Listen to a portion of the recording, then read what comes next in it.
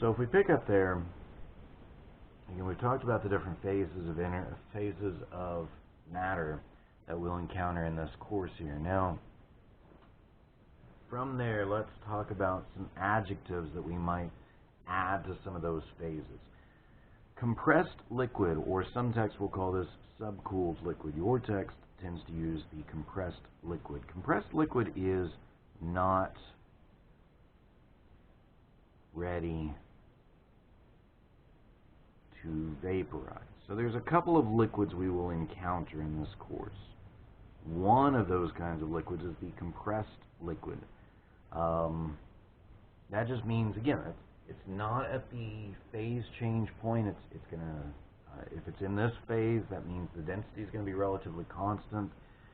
So the density or the specific volume will change a little bit as a function of temperature. To get it to the gaseous or vapor phase, we're going to have to continue to add energy to it. Now, if I get to the saturated liquid, that is liquid that is about to vaporize. Okay, so a couple of things there. So I've added an adjective here. For our purposes, this adjective here, saturated, is essentially the same thing as boiling. If you see the word saturated as used as an adjective, that means it's referring to the boiling point, the liquid vapor phase change. So if I've got a saturated liquid, that means I've got liquid that is ready to vaporize. If I add, some energy, right, then some liquid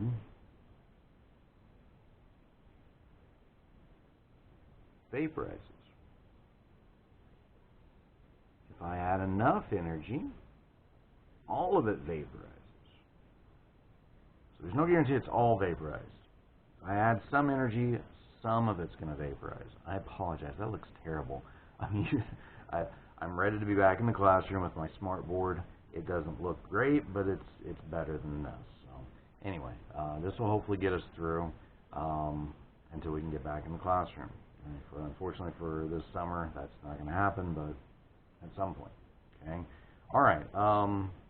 Again, saturated is just an adjective referring to matter and the boiling phase. Okay. And so maybe some of it's boiled off, maybe some of it's in the vapor phase. So if it's saturated vapor, that means that's vapor that if I release any energy from that saturated vapor, some of that vapor will condense back into the liquid phase. If I add more energy to the saturated vapor and I move it beyond the boiling point, then I reach a phase we call superheated vapor. So two types of liquids that we'll encounter: compressed liquid, saturated liquid, and then two types of vapor we can encounter: saturated vapor, superheated vapor. Okay. Now, graphically here, and so you can see these graphs in your text. Let me make sure I'm still on the screen there. Just barely on the screen. I'm going to draw, we're going to draw all kinds of graphs and charts today. Okay. Well, let's just do this. Let's say that I've got compressed liquid. So if I add energy from compressed liquid, I can go to saturated liquid. If I continue to, again, increasing energy. If I continue to increase energy, I can reach this phase that we call a saturated mix. So some of it's in the vapor phase, some of it's in the liquid phase. I have a mixture. Okay?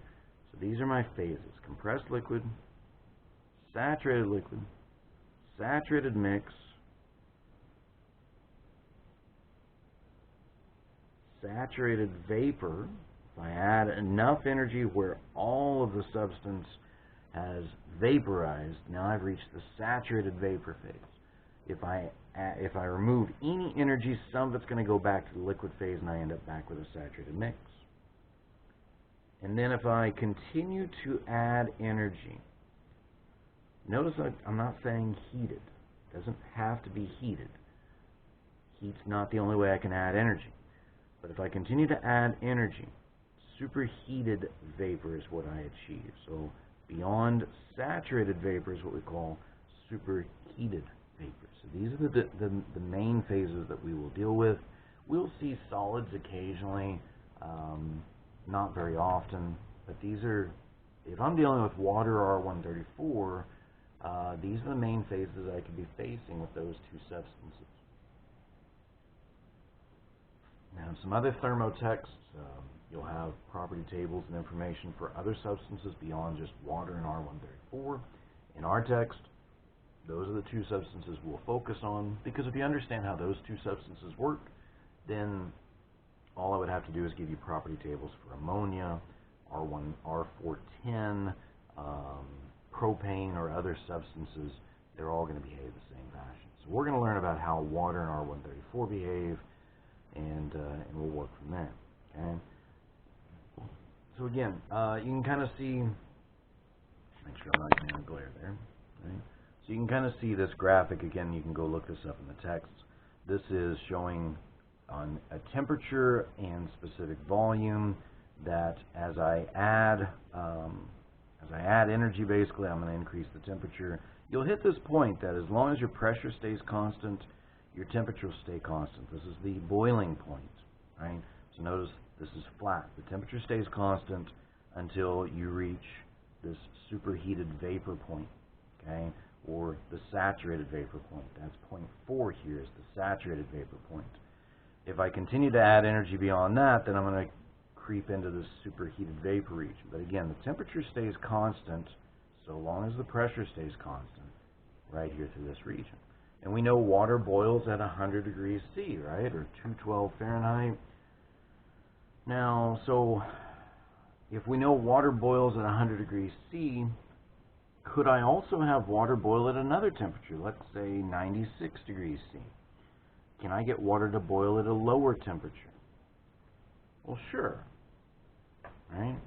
Normally water boils at 100 degrees C, but I can change something and cause water to boil at a different temperature, specifically the pressure.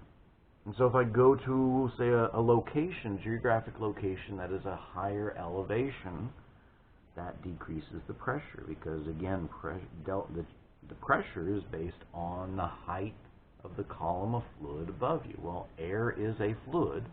If I move up into the atmosphere where there's less air above me, I reach a lower atmospheric pressure. So if I go to somewhere like Denver, Colorado, we call that the mile-high city. That's at a high elevation. It's at least a mile above sea level. It's not the only mile-high city, but we often refer to that. So if I go to a higher elevation where there's less atmosphere above me, that means that there is a lower than atmospheric pressure, and at a lower pressure, the water boils at a lower temperature. So what this tells me, there's a relationship between the pressure and the temperature at which a substance will boil, or the saturated temperature. That's what the saturated temperature is, the boiling temperature, if you will. So the saturated temperature and the saturated pressure are linked. They're dependent on one another. This chart to me appears to be for water. Right, how do I know that? Well, if I come over here at 100 degrees C,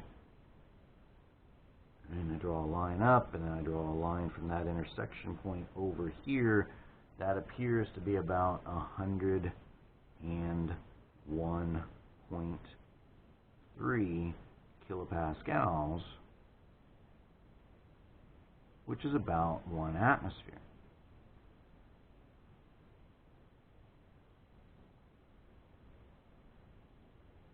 So this chart is for water.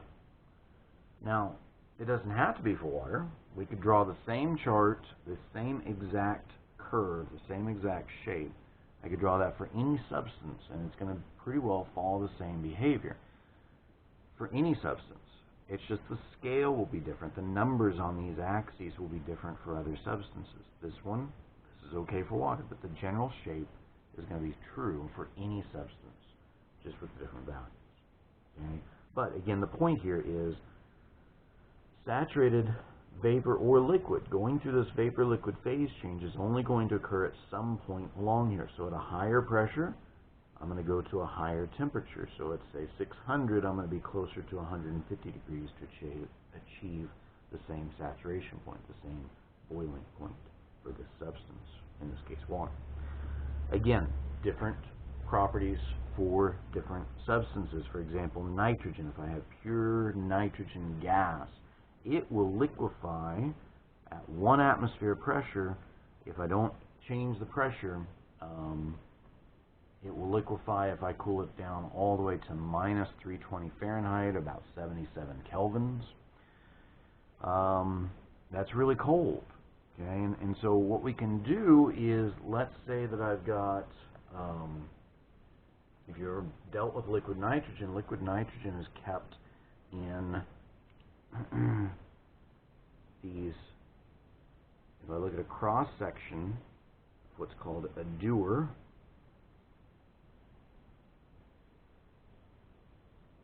okay, I can have liquid nitrogen in here, and there'll be a vacuum in between. And what I can do is I can put a really tight seal styrofoam cap on here. The styrofoam is just a little bit bigger than the hole it's going into. So you really have to force that down in there, and you get a really nice tight seal.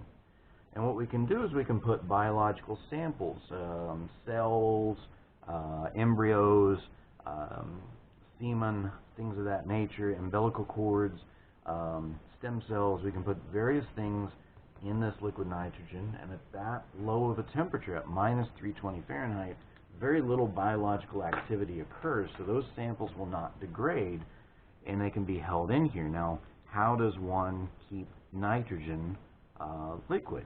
Well, remember the 3 methods or the 3 mechanisms of heat transfer. And if you don't remember those, pause this video and go look those up or go find those. Those are, you're going to want to understand those to understand how heat transfer occurs. So what are the 3 mechanisms of heat transfer? Go ahead and pause. Okay, you got those? And by the way, I have you guys do these things like pause, because those are the questions I would ask in class. It's mainly to kind of help keep you engaged, otherwise you're going to fall asleep. If you're sitting here just watching me do videos and listening to me, I don't know that you're going to get much out of that. You probably want to try to be active as you go along. So what are the 3 methods of heat transfer? Right? Convection, convection, radiation. Okay, well, conduction and convection requires something. It requires a medium. It requires molecule-to-molecule contact. Well, if I hook up, and what you'll find on these nitrogen dewars, a lot of times there'll be this little thing, this little protrusion coming out of the side. And what that is it's actually a place that we can hook up a vacuum pump and suck out, evacuate all of the air from within this chamber. Right? And then you weld this shut, and then you disconnect the vacuum hose. And if I remove all of the molecules, all of the air from in this space between the outside and the nitrogen, there's no conduction and there's no convection, because there's no molecules from here to move heat into the substance. So if there's no conduction, there's no convection, that just leaves radiation. Well, if this is metal and this is metal, radiation does not pass well through metal. It doesn't filter out all radiation, but it will filter out a lot of it. So if there's no conduction, convection, or radiation, that means there's no heat transfer. Your fancy coffee mugs that, and let's not name any brands here, but your fancy coffee mugs use the same technology. They'll have a vacuum sealing it off that protects from heat transfer. All right, we'll pick up there.